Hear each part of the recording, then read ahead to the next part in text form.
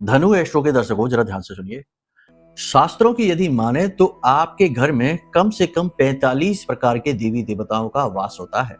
और लोग कहते हैं कि हमारे घर में बहुत निगेटिविटी है, और 45 देवी देवता कहाँ चले गए जो इतनी सारी निगेटिविटी घर में भर गई? वो इसलिए होता है क्योंकि आपने उन देवताओं की ऊर्जाओं को जागृत ही नहीं किया है। अब सबको एक एक करके जागृत करने की जरूरत नहीं है, बस कुछ चीजें हैं जिन्हें आप स्थापित कर दीजिए।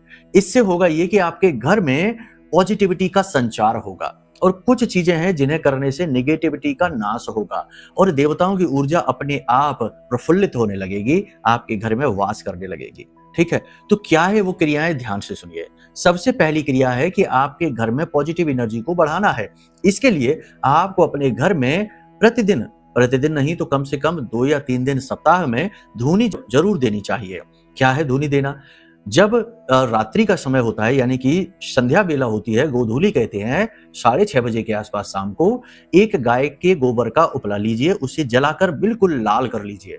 फिर उसके ऊपर थोड़ा सा घी गाय का डालिए, थोड़ा सा उस पर लोबान, गोगल, थोड़ा सा कपूर और उसे जला दीजिए। उसके बाद थोड़ी सी पीली सरसों, लौंग का एक जोड़ा, 4 काली मिर्च के दाने डाल दीजिए और एक किसी मिट्टी के पात्र में इसे रख देना। और जब इससे धुआं उठे तो इसे घर के बीचों बीच रखना और इसे अपने पूरे घर में लेकर घूमना। लो, हो गया धुनी देना।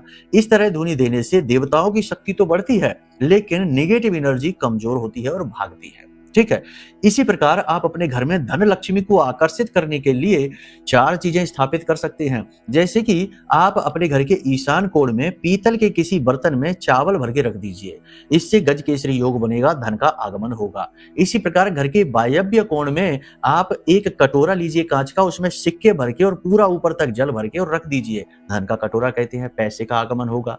इसी के साथ साथ नैऋत्य कोण में आप मोर पंख लगा दीजिए और आग्नेय कोण में माता लक्ष्मी की लाल रंग की फोटो को, जिसमें लक्ष्मी माता बैठी हो, धन वर्षा कर रही हो, ऐसी फोटो लगा दीजिए। लो वही आपके घर में पॉजिटिविटी ही पॉजिटिविटी हो गई, कोई नेगेटिविटी नहीं है। और भी बहुत सारी चीजें हैं, लेकिन एक बात और है, कुंडली भी दिखा लो। कुंडली में कई बार ऐसे पापग्रह योग होते हैं जो आपके जीवन से दुखों को जाने ही नहीं देते हैं, तो उनसे मुक्ति के लिए कुंडली दिखाना अत्यंत अनिवार्य है। ठीक है, वीडियो में नंबर है, फोन कर लेना। जय माई की।